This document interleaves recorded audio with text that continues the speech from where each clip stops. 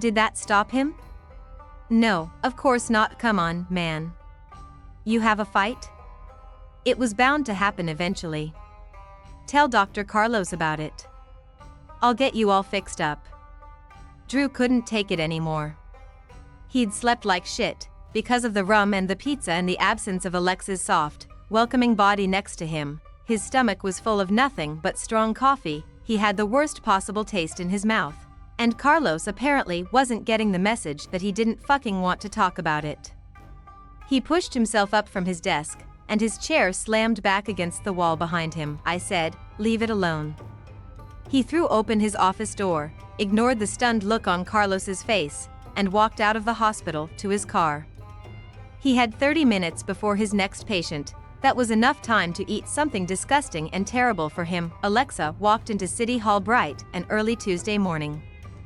She'd been up since 4, so at 5:30 she'd given up on more sleep and had gotten ready for work. At least she hadn't dreamed about Drew, though her anxiety dreams all had very loud Drew subtext. Awake, he was never far from her thoughts. She kept thinking of what he would say about her presentation, if he'd thought about her at all, the look on his face when they'd made love that last time, the way he always held her as they slept. It was a lot easier to think about work. She brought a carafe of coffee and a box of donuts into the office, along with a bag of donut holes. She ate the donut holes all morning while catching up on email and expense reports, and got so absorbed in the mindlessness of it that she jumped when Sloane exclaimed from her office doorway. You brought donuts, thank God. Sloane walked in and popped open the box.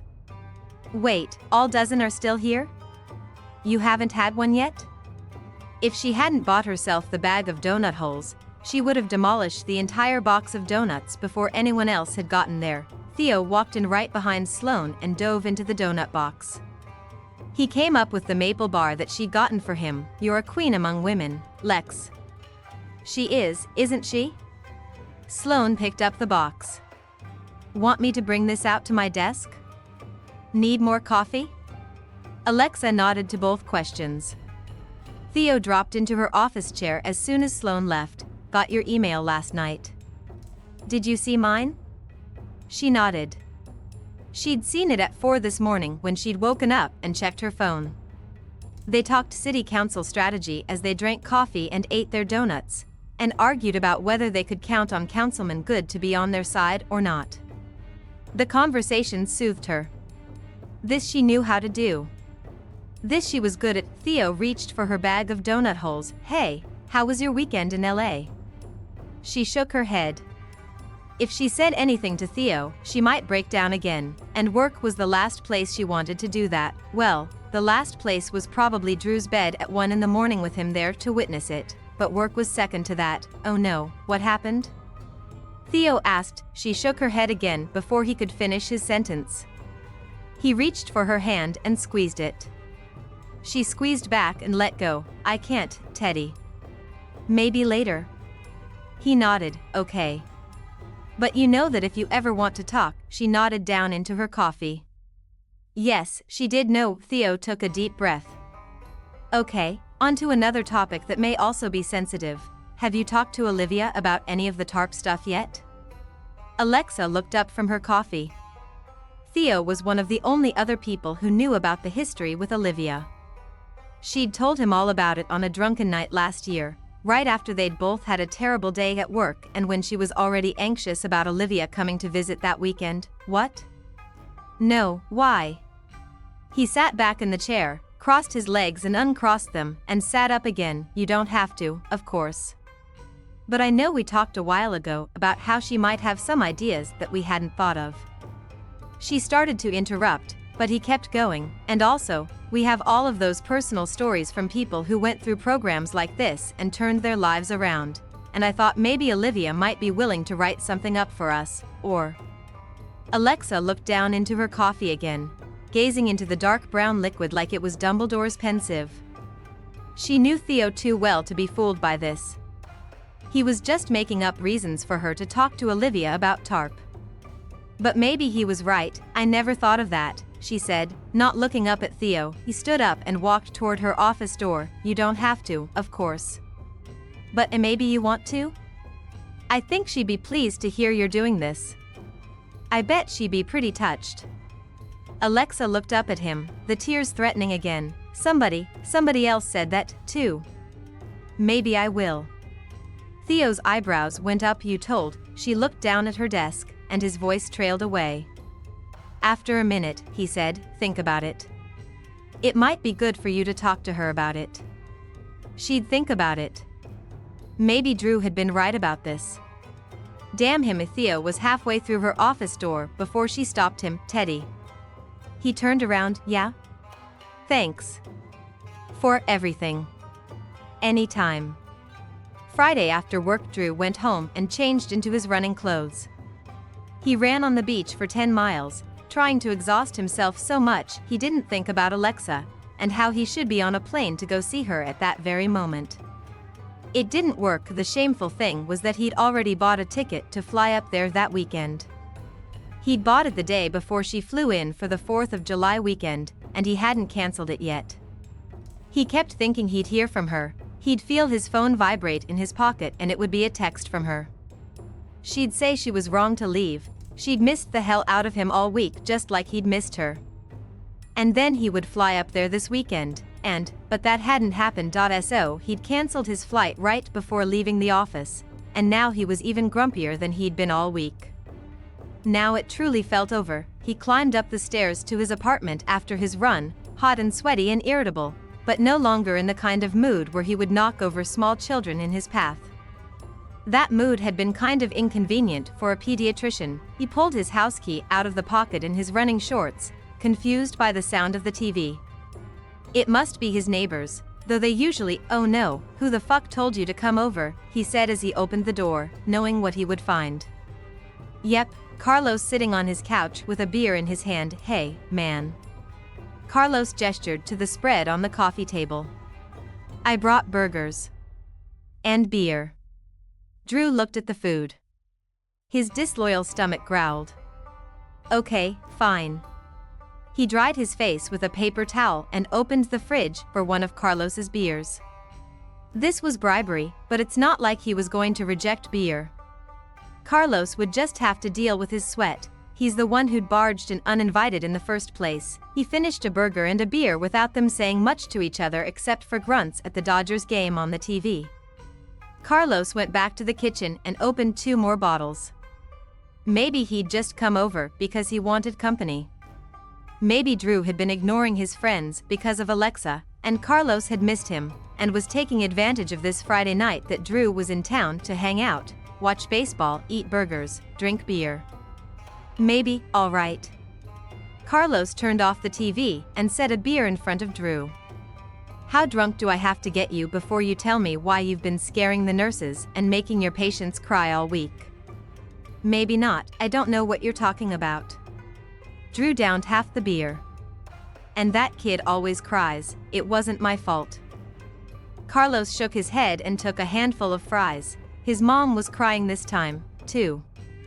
Drew banged the beer down on the table, making it almost overflow. Just because I told her if she had been paying attention to her child, he wouldn't have gotten injured like that. Now I'm the bad guy? He turned to Carlos, whose mouth was wide open. Drew finished his beer and sighed. Fine, I am the bad guy. Get me another beer. Carlos passed him his own untouched beer and stood up to get more. Just tell me what happened, he said when he got back to the couch. It might make you feel better. I assume this is about Alexa, since you're all sweaty from a run on the beach on Friday night and not from. Drew kicked Carlos and he laughed. What? You told me yourself that when the two of you get together, it's all. Drew threw a French fry at him. Do you want to hear this fucking story? Or are you going to keep sitting there making jokes about my girlfriend? He sighed. Forget I said that. She's not my girlfriend. She was never my girlfriend. Carlos grabbed a handful of French fries. Did you want her to be your girlfriend? Drew gulped the third beer. I don't know. Maybe. It doesn't matter, though. She hates me now. Carlos raised his eyebrows. Do you not have eyes? Because that's some bullshit right there. You forget, I've seen the two of you together. I've seen the way she looks at you. Unless you did something terrible that I don't know about. Drew shook his head. Yeah, maybe she had looked at him like that, but that was before. I'll tell you the whole story, then you'll see. Apparently, the answer to Carlos's earlier question was 3 beers. It took him another beer to get all the way to the text message from Monday morning. Why did it hurt so much to tell Carlos what happened, see? I should have ended this a long time ago, before she could hate me. Carlos looked at the phone for a few seconds, and then up at Drew. No, you shouldn't have ended it a long time ago. What the fuck is wrong with you? You know, I always thought you were kind of an idiot, but I never knew you were this fucking stupid. Drew stood up and kicked the table. Ketchup flew across the floor. I bare my fucking soul to you. Tell you how a girl left me asleep and naked in my bed, and this is what I get? Fuck you. Why don't you spend time dealing with your own fucked up life, instead of worrying about mine? Carlos looked up at him from the couch with a blank expression on his face. He didn't budge. Drew put his head in his hands and shook his head. What was wrong with him? Carlos didn't deserve that, sorry. That was a shitty thing to say. Carlos nodded, it was. Sit down. Drew looked at him, looked at the mess on the floor, then at Carlos again. He sat back down on the couch. Carlos sighed and leaned back against the couch cushions. Okay, look. I wasn't sure whether to tell you this, but after what happened, I think I have to. Drew lunged for him. Did you actually hit on her? You fucking asshole, I never really thought. Carlos pushed him back down on the couch. Relax, dude, of course not. Come on, you know me better than that. Drew leaned back against the couch cushions and sighed, I do. I'm sorry. I'm a jackass. What terrible thing are you going to tell me now? Carlos stood up and dragged the coffee table back in place. It's something Emma told me after you guys left the party. She said she was feeling kind of bad, because when she and Heather and Robin and Lucy were all in the kitchen with Alexa, they started talking about you. Drew slumped down and reached for a bottle, but they were all empty. Carlos went to the kitchen for more beer for both of them. This must be bad if you're bringing me more beer. What did they say? Carlos opened both bottles and sighed. Well, I guess Alexa asked a few questions about you, and then they all ended up telling their, strikingly similar, I guess, stories of how you broke up with them. Shit. Drew dropped his head in his hands. That was why Alexa had been so upset all of a sudden. Carlos kept talking. She didn't tell me exactly what they said, and she said Alexa didn't seem upset about it, but Drew lifted his head. She does a great fake smile. It fools most people. But not you? Carlos asked, sliding him his beer. Drew pushed it away, but not me. He sighed. She didn't tell you what they said? Carlos took a handful of fries. No, but I can guess. He raised his eyebrows, and Drew waved at him to continue. Better to get this over with. I mean, I've seen your pattern. After a month or two, when things are going well, you give them the let's be friends speech. Maybe she thought that was about to happen to her? He closed his eyes. Of course she'd thought that. Carlos patted him on the shoulder. It's okay, man. I think you can fix this. He paused. If you want to fix it? He couldn't remember ever wanting something more. Of course I want to fix it, just like I want my med school loans to be magically wiped out, and every sick kid in our hospital to be well, and my knee to stop hurting when I run more than 10 miles. But I know all of that is impossible, too. He sat back against the couch cushions, taking his beer with him. Carlos put down his food and stood up. So you're just going to give up? You're not even going to try to get her back? What good would it do? He sighed. Plus, it's not like I know how to have a real relationship. Even if it did work, I'd just fuck it up again. Carlos sat back down in the corner of the couch. The asshole was in Alexa's spot. Did you tell her how you felt about her? How you really feel? He'd tried, but... He shrugged. Forget whether she hates you, she doesn't, or if you'd fuck things up again, you would, but you'd figure it out. Carlos pushed a burger in his direction. He ignored it. The real question is, how do you feel about Alexa? Because if you can't answer that question honestly, and in a way that satisfies her, there's no real point in even trying to fix this. Drew closed his eyes. He pictured Alexa laughing up at him in the elevator, Alexa dancing with him at the wedding, Alexa smiling at him from their pilfered towel in Dolores Park, Alexa eating tacos on his couch, Alexa frowning at her computer screen, oblivious to him, Alexa whispering coffee in his ear early in the morning, Alexa pulling his head down onto her shoulder when he'd flown to her side, Alexa tucked inside the curve of his arms in his bed. He opened his mouth. But the words stuck in his throat. Carlos shook his head. It's okay, man. You don't have to tell me. But you've got to tell her. Drew put his head in his hands. I don't know if I can do this. Carlos leaned back against the couch cushions and propped his feet up on an empty spot on the coffee table. There's only one way to find out. Alexa woke up on Saturday morning, determined that this would be the day that she called Olivia. Wednesday, she decided for sure to talk to her sister. But she hadn't wanted to do it when either one of them was at work, because that wasn't a conversation she wanted to have inside her office when she might be overheard. Thursday, she decided to call her when she got home after work, since it would only be around 9 or 10 New York time and Olivia would still be awake. But by the time she got home that night, it was 7:30 and she decided that was too late. Friday, she'd admitted to herself she was procrastinating. But she decided Saturday was a better day for a conversation like this anyway. Which meant she had to actually make that call today, or Sunday. Maybe Sunday was an even better day for a call like this. She threw back the covers and forced herself out of bed to make coffee. No, she had to do it today. She'd barely been able to concentrate on anything this week, between this hanging over her head and the thoughts of Drew, which were constantly in her head. Maddie was right. She should have told him how she'd felt. At least then she wouldn't have this constant, overwhelming feeling of regret, and at least she wouldn't feel like such a coward. She downed a cup of coffee and shook off the thoughts of Drew. She just needed to get through this week. If she got through the city council meeting on Thursday, win or lose, she could spend the entire next weekend in bed wallowing with French fries and ice cream, and Theo and Drew were both right that she had to talk to Olivia before the meeting. The coffee swirled around in her empty stomach as she picked up the phone.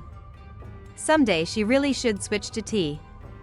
She retreated to bed and got under the covers before she scrolled to Olivia's name in her phone. Hey, kiddo. Alexa heard street noise in the background. How are you this Saturday afternoon?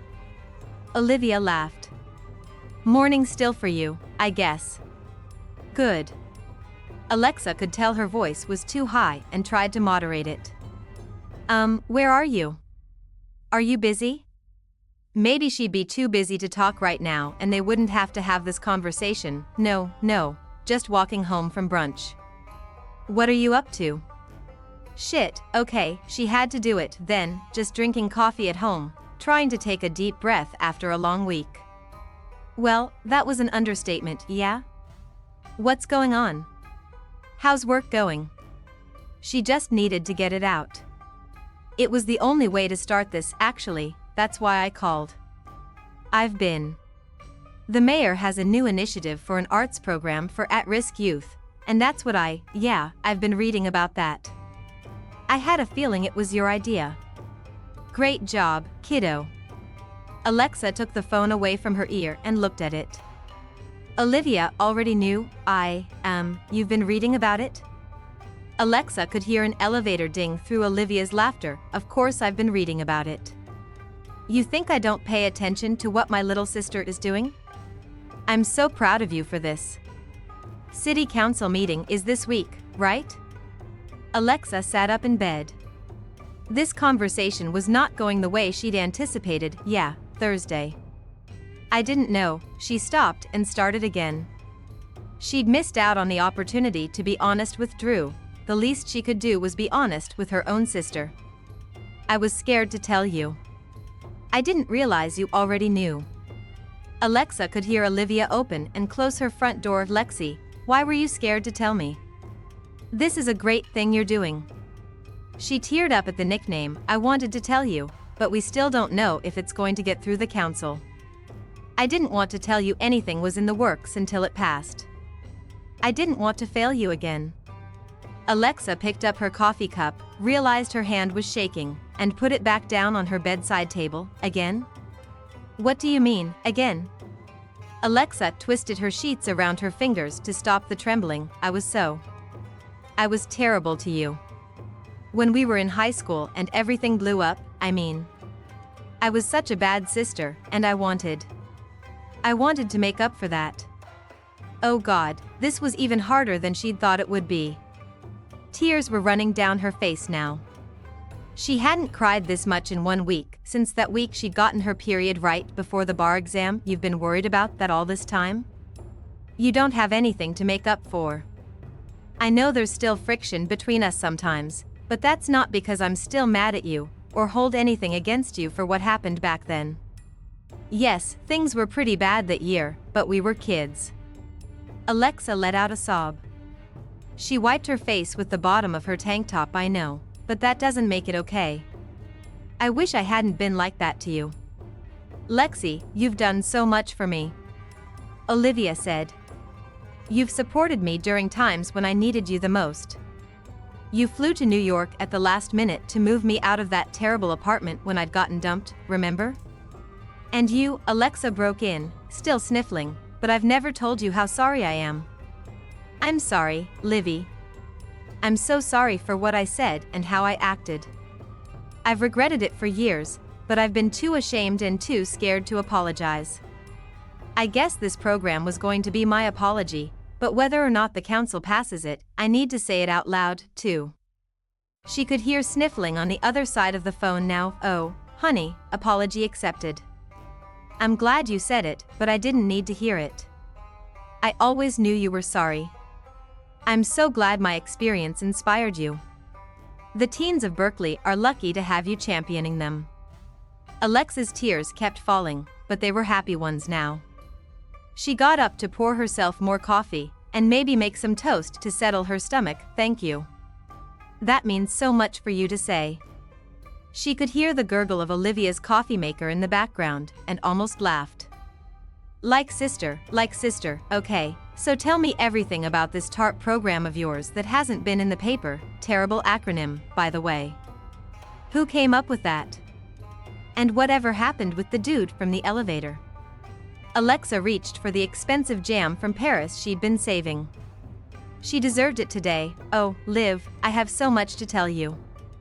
Drew walked through the hospital on Sunday morning, relieved that he'd finally recovered from his hangover from Friday night. Copious amounts of junk food the day before and a long run where alcohol came out of his pores were the only things that stopped his curses at Carlos and all of that damn beer he'd bought. Only the solution to what he would do about Alexa was so easy to find. Could he tell her how he felt about her? What if she didn't feel the same way? Wouldn't it be easier to pretend he'd never met her? These were the questions that had been spinning through his mind for a day and a half, with no answers. He'd been all ready to text her on Friday night, but Carlos confiscated his phone. Probably for the best. The half-written text he saw when he woke up Saturday morning said something nonsensical about how much he missed her naked body against his. While that was true, it was probably the wrong way to approach this problem. He didn't know the right way yet. He got up to the 5th floor and waved at the nurse at the desk. He ducked his head into the 3rd room on the left and found who he was looking for. Hey, buddy, how are you doing? Dr. Nick. Jack grinned at him from his chair and waved. Did you come to visit me? He walked over and sat down next to him, exchanging smiles with Abby. Sure did. Haven't seen you in a little while. Wanted to check and see how one of my favorite dudes is doing. He sat back and let Jack's animated chatter wash over him until it slowed and finally stopped. He's asleep, he said to Abby. She'd been pretending to read her book the whole time they talked, but he'd noticed that she hadn't turned a page. Yeah, the chemo takes a lot out of him. She closed her book and smiled at him. Thanks for coming by, though. I know he loved seeing you. He looked over at Jack, who looked even younger than usual, sound asleep and hooked up to multiple IVs. I loved seeing him, too, even though it's tough to see him like this. Tears jumped to Abby's eyes, and he felt like an ass. If it was hard for him to see Jack like this, how did he think his mother felt? I talked to Dr. Sullivan, though. She said his prognosis is good. She seemed very hopeful. Abby wiped the tears out of her eyes and smiled at him. She said that to us, too, but it's good that wasn't just what she says to parents. Thanks for telling me that. I know doctors tell one another the real story. He touched Jack's head, careful not to wake him up. No problem. I was pretty worried about him. I was very relieved when I talked to Dr. Sullivan, though. Abby closed her book and tucked it in her purse. I know, there are no guarantees. Thanks, regardless. She looked at his hand, still on Jack's head. How's your friend Alexa? He sighed. He should have anticipated that Abby would bring up Alexa that bad, huh? Abby said, as he looked for a way to answer. Can I assume that she is, or was more than a friend? He made a face at her, and she laughed, like you didn't already know that. He sighed. This is not a normal doctor-patient conversation, but we hit a roadblock. Time will tell if it's a bump in the road or more of a brick wall. She sat back in her chair and folded her hands. I'm guessing from the look on your face that you want it to be the former? He moved his hand from Jack's head and looked her in the eye, more than anything. I just don't quite know how to make that happen. She smiled at him. Oh, that's easy. What does she want more than anything, even if she hasn't told you? Do that for her. He let out a bark of laughter, checked to make sure he hadn't woken Jack up, and kept laughing more quietly. That's easy? Good Lord, what's hard to you? He glanced back at Jack. Oh. Now Abby laughed. I wasn't even going to play the kid with cancer card, but you did it for me. Look, if you want to be with her, which from the look on your face you do, find a way to be with her. It's really as simple as that, once you clear away everything else. He laughed again. Well, when you put it that way, actually, when she put it that way, it really was that simple. He closed his eyes and nodded. Now he knew what he had to do. What he wanted to do. He just hoped this was what Alexa wanted, too. Or else he'd look like a real idiot. When you put it that way, you might be right. He stood up. Thanks, Abby. I hope you've solved my problem for me. She smiled at him and ran her hand over Jack's head. I hope so, too. Keep me posted, will you? He saluted her on his way out of the room. Absolutely. He went straight to his office. He had a phone call to make. Alexa was at work by 7 in the morning on the day of the city council meeting, even though it didn't start until 6 that night. At this point, being at work was easier than being at home. At work there was something for her to do. She felt needed, she felt important. At home she was alone with her thoughts and with reminders of Drew. They'd known each other for 2 months, and he'd only been to her house a handful of times, so why did she see him everywhere there? At some point, she hoped that would fade. Maybe after the council meeting and she had her ritual fire of everything Drew related. She was only kidding about that ritual fire.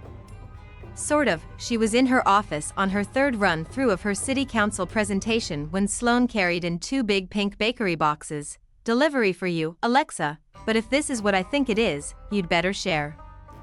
Alexa perched on the corner of her desk and opened both boxes. They were overflowing with donuts of every variety. 4 pink frosted donuts with sprinkles were in the center of each box. Where did this come from? I was going to bring donuts this morning, but had too much to carry on my way in to pick these up. Who got these? Theo. Sloane flipped one of the boxes closed and pointed to the note on top that Alexa had overlooked. Look and see. She pulled the folded white envelope from the top of the box and opened it. Alexa, good luck today. Drew. She hadn't heard from him since she left his bed at dawn almost 2 weeks ago, and he'd sent her donuts? And he'd remembered when the city council meeting was? Was this the Alexa version of Emma's breakup flowers? She tucked the card back in its envelope and slid it into her purse anyway. Can you put these in the kitchen, Sloane? And send out an email to everyone to let them know there are donuts? Wait, hold on a second. She plucked 2 of the pink frosted ones out of one of the boxes. Okay, now you can take them away. Sloane picked up both boxes and turned to leave. You're going to kill it today, boss. Alexa put her donuts on a napkin. Thanks, Sloane. I hope so. I told you to order pizza for everyone's lunch, right? Already done, Sloane called out from the doorway. The day dragged, as days with something important at the end of them always did, but finally the clock hit 5, her signal to close her office door and change into her lucky suit and heels. She opened her door when she was done to find Theo standing behind it. Armor on, he asked. Are we ready to go? She grinned at him, suddenly full of adrenaline. You know it. Let's go kick some city council ass. Drew slipped through the doorway of the city council chambers right at 6. He'd wanted to get there early, but he didn't want Alexa to see him before the meeting started. She hadn't acknowledged the donuts, but he knew she'd gotten them. He'd followed the delivery guy to her office to make sure. He found one of the only empty seats in the back of the council chamber, next to a black woman with lots of curly hair who looked vaguely familiar.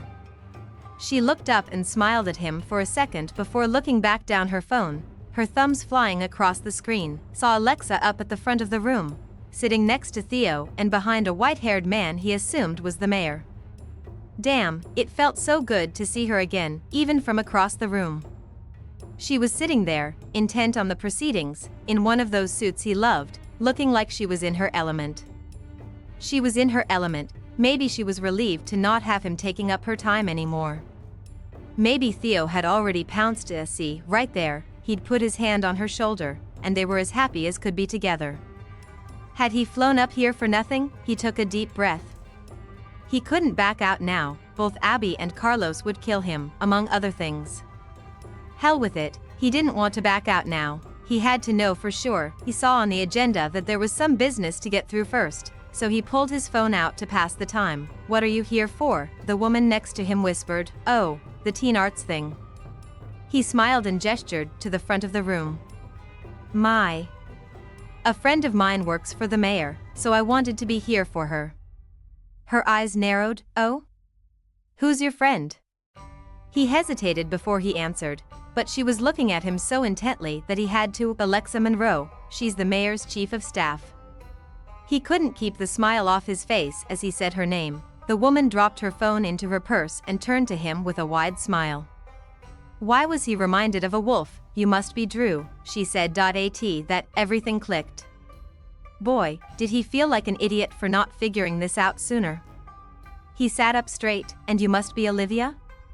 That's why she looked familiar. He'd seen pictures of her around Alexa's house. She nodded and reached out her hand. He hadn't been so nervous about a handshake since his med school interviews. I was under the impression that you and my sister were no longer friends. She still had that smile on her face. He nodded, then shook his head. Words, Drew. It was time for words. I hope. There have been some problems, but my hope is that we're still friends. He laughed under his breath. No, that's not what I want. I don't want to be friends with your sister. I want a lot more. Olivia's smile lost some of the animosity. Good. Because if you answered that question a different way, I was going to tell you to walk out of this room right now and get your ass back to Los Angeles. He laughed again, louder this time, causing the people in front of him to turn around and frown. He muttered an apology. He turned back to Alexa's sister. She doesn't know I'm here. So if you could, she patted him on the shoulder. Don't worry, I won't spoil your surprise. I wouldn't anyway, but she doesn't know I'm here either, so I'd spoil my own surprise, too. He suddenly realized something. If Olivia was here, Alexa must have taken his advice and told her about the program. He couldn't believe she'd listened to him. He turned to Olivia to say something else, but she shushed him and pointed to the front of the room. They're talking about it now.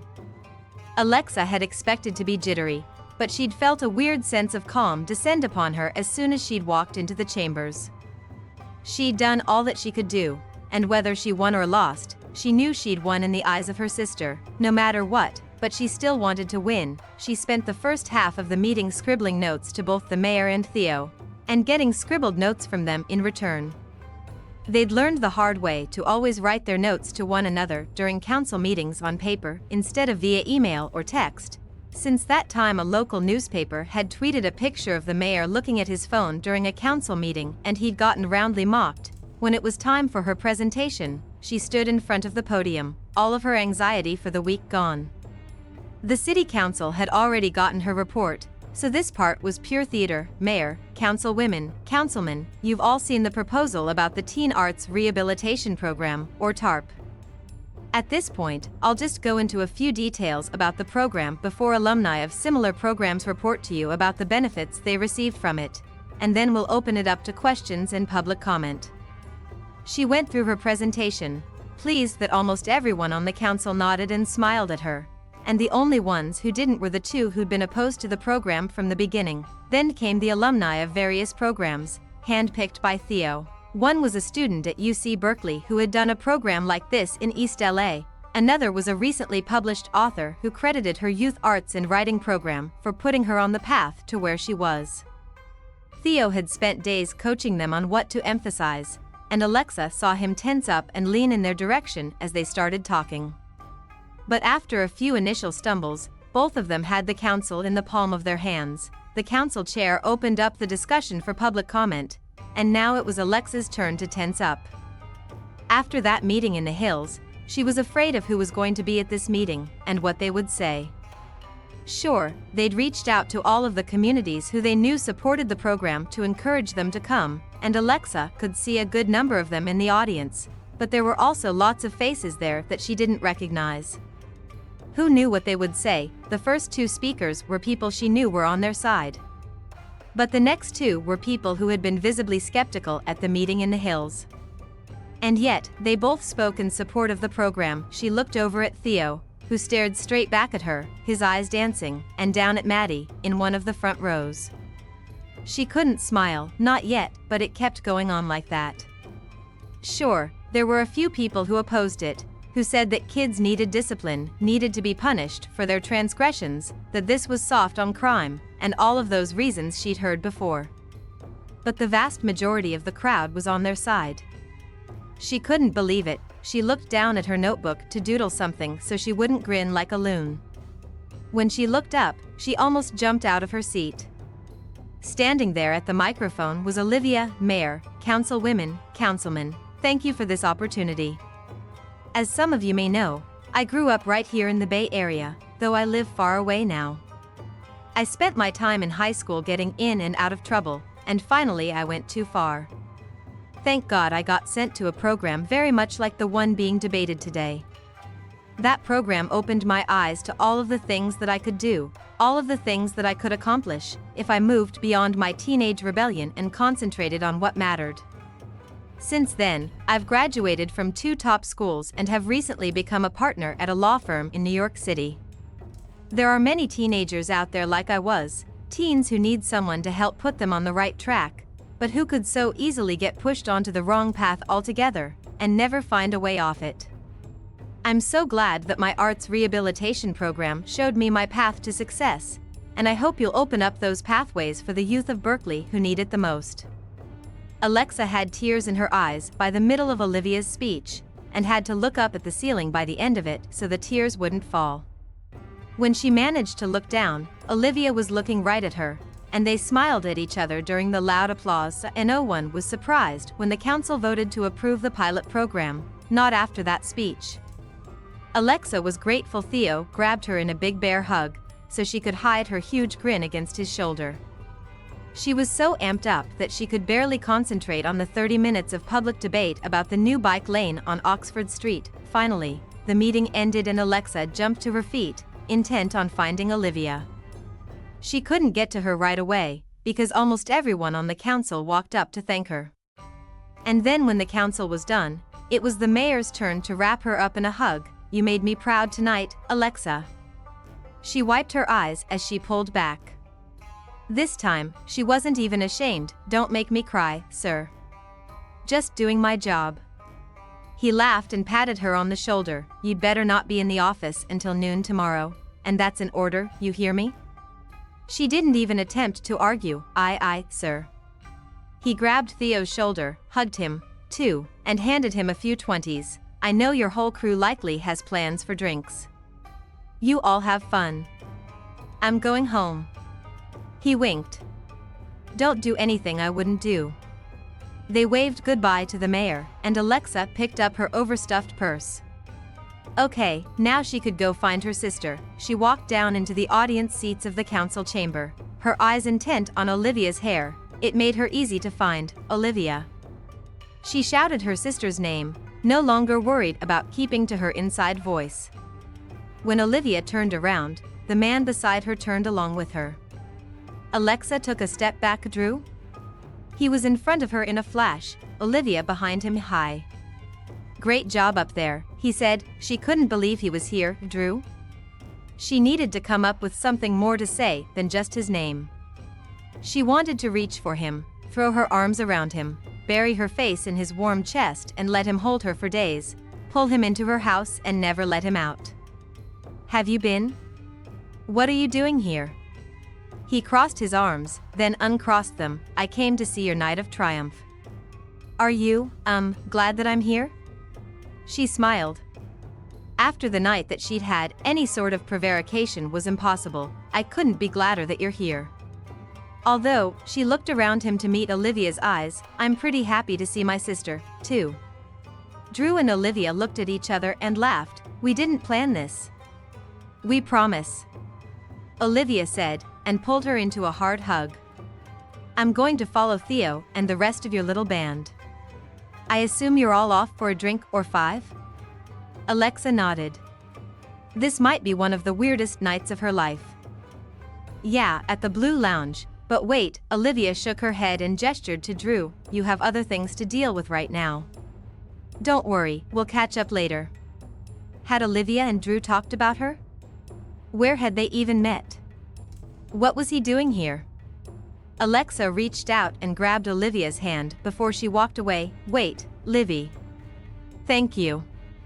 Olivia squeezed her hand. You're welcome, kiddo. It was my pleasure. By the time Olivia walked out the door with Theo and Maddie, the council chambers were deserted. Just Alexa and Drew were left. Thank you for the donuts, she said. That was so sweet. You're very welcome. He reached out to her and touched her upper arm. She had to fight to not sway toward him. I hoped they would start the day out on a good note. She smiled, thinking back to her first bite into the still warm donut. They did. She gave up the fight and leaned into his hand for a moment. Drew, what are you doing here? He dropped his hand. It was probably for the best, but she still missed his touch. I'm here. Shit, I had a whole beginning to this, and now I've forgotten it all. He took a deep breath. Everything went wrong that weekend. Now she reached out and grabbed his hand. She couldn't help herself. Drew, that's all my fault. I shouldn't have started that fight at the party. And I shouldn't have left without saying goodbye. I'm sorry. I should have just talked to you like a grown-up. He tightened his grip on her hand when she went to pull away. I'm sorry, too. I should have been honest about how I felt. She didn't want to hear the rest. Not tonight. Probably not ever. No, don't worry about it. You didn't have to come all the way up here about that. I know how you feel. It's okay. Shit, was she going to start crying again? At this point, she couldn't even be embarrassed about it. No, Alexa. You don't know. He released her hand and took a step back. I never told you this, but I changed my flight back to LA that day, so I could spend more time with you. She looked up at him and narrowed her eyes. Why was he telling her something she already knew? I knew that. I was right there when you changed it. He shook his head. No. Not after the conference. After the wedding. She let her purse slide off her shoulder and onto the floor. Her mind was a jumble. She felt drunk. Was it all of the donuts and pizza? Or maybe the many cups of coffee? What do you mean, after the wedding? Your flight was that night, right? He shook his head. My flight was at noon. When you were in the bathroom that morning, I changed my flight so I could spend the day with you. I should have realized then that I could never get enough of you. What was he saying? Why was he saying this now, Drew? He reached for her hand again. No, let me finish, let me get this out. Alexa, I can't imagine my life without you. I haven't been able to since I first met you in that elevator. When I woke up that morning and you weren't there, it broke me. I tried to live without you, but I couldn't. I can't. He took a deep breath. Alexa, I love you. I love you so much. She tried to release his hand, but he held on tight. Her eyes filled with tears. Drew, Are you sure? He smiled and took another step toward her. I've never been more sure about anything. Telling Alexa that he'd loved her hadn't been as hard as he'd thought it would be. As a matter of fact, he wanted to keep saying it, over and over. But did she feel the same way? He couldn't tell. All he knew was her hand was in his, and she was here with him. He might as well tell her everything. Look. He held out his phone to her. She looked at him with a question in her eyes, but took it anyway. This is how sure I am. Read this email. She cleared her throat and looked at his phone. He was still gripping her hand. Drew Nichols, Children's Hospital of Oakland is pleased to offer you the position of. Her voice trailed away. Is this for real? He took the phone out of her hand. Very much for real. I called my mentor on Sunday. He told me when I saw him before the wedding that there was going to be a job opening up here and tried to get me to apply for it. I said no then, but I changed my mind. It was a little more complicated than he'd implied, and I can't start until. She threw her arms around him and buried her head in his chest. She was crying again, but he hoped that these were good tears. He pulled her tight against him. I'm only going to take it if you want me to, he said against her ear. Please tell me you do? She turned her head and pulled his head down to hers for a long kiss. Eventually, he pulled back and wiped the tears from her face with his thumb. My God, he'd missed her so much. Tell me. She smiled up at him, her eyes sparkling through her tears. Yes, I want you to take it. He kissed her eyelids, her cheeks, her hair. Don't you have something else to tell me? He said, his lips a breath away from hers. I love you. The tears streamed from her eyes as she said it. Oh, Drew, I love you so much. I've been trying to deny to myself all week how much I love you. He brushed her tears away. I've been trying to admit to myself how much I love you. He held her face in his hands and kissed her, their tears mingling with each other's, their bodies fitting together like they were made to be just like that. Ms. Monroe? The voice came from the doorway. Alexa put her head on his shoulder, laughing into his mascara-stained shirt before she turned toward the security guy. I was going to lock up. Should I? Alexa cleared her throat. Sorry about this, Stu. You can lock up. Let me just get my stuff. She picked her purse back up from where she'd dropped it on the ground and took Drew's hand. Let's go home. He squeezed her hand and walked with her out the door. Aren't you forgetting that we have to meet up with everyone from your office? She stopped and laughed as she wiped her face with the sleeve of her suit jacket. I can't believe it, but I had forgotten that. I'll text Theo, he'll understand. Olivia can come over, a little bit later. Drew shook his head. He wanted nothing more than to take her straight home and make up for all of their lost time, but he knew she'd regret missing out on this night with her crew. No, you can't not go. This is your night of triumph. He took her heavy bag from her and tossed it over his own shoulder. She smiled up at him. See, this is why I love you. He laughed. This is it? Of all the things it could be, me sending you out to have drinks with your coworkers instead of locking you in the bedroom with me is why you love me? She reached for his hand and squeezed it. Yeah. It is. He lifted their joined hands and kissed hers. Now, let's get you into the bathroom to wash your face before your whole office sees you with raccoon eyes. Plus, if you walk in there looking like that, your sister is going to draw and quarter me. She laughed. Come with me upstairs to my office so I can repair myself. She pulled his face down so she could whisper in his ear. And you know, my office door locks, so no one will interrupt us there.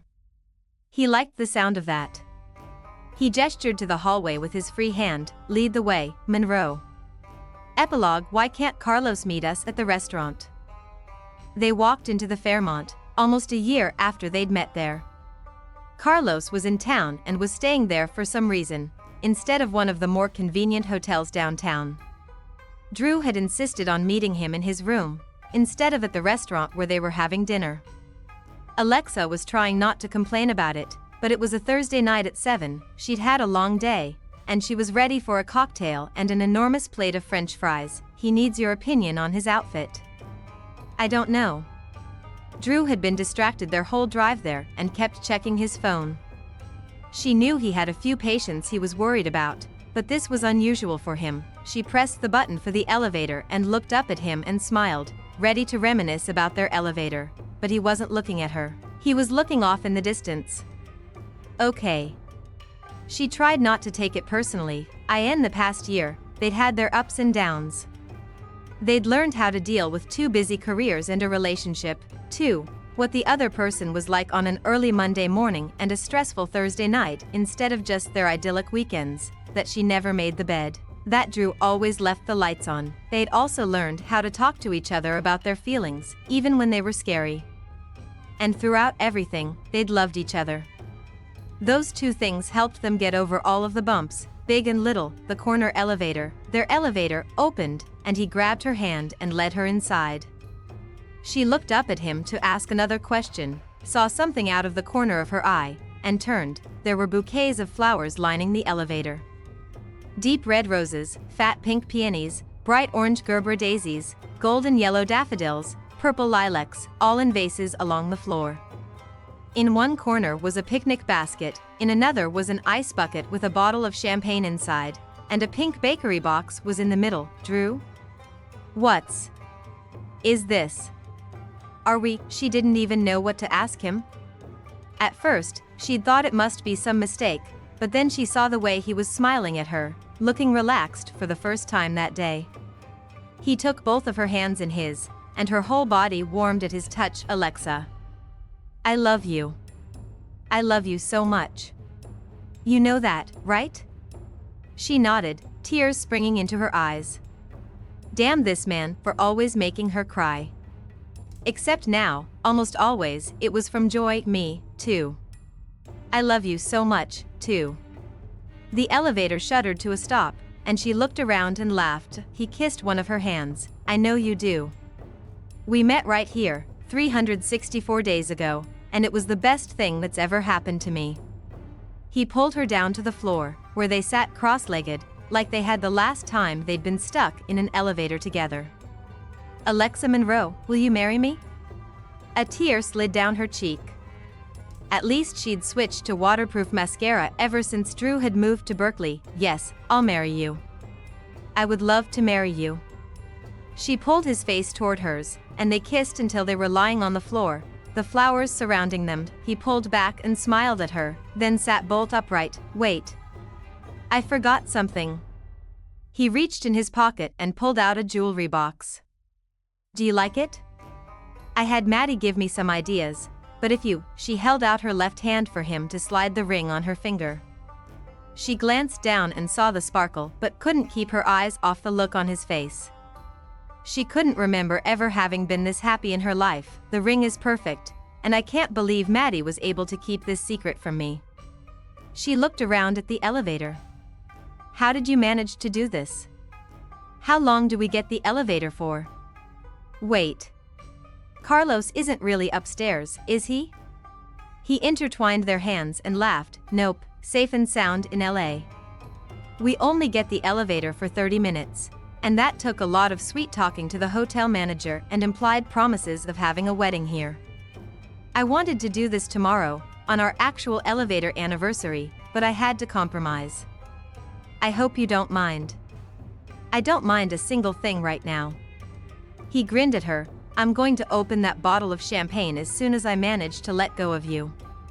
We don't have much time to drink it. He seemed in no hurry to let go of her, though, and she was in no hurry for him to let her go. He wrapped his arms around her again, and they sat there on the floor together, her head against his chest. After a minute or so, He gestured to the picnic basket and said the magic words, "I brought the fancy cheese and crackers this time."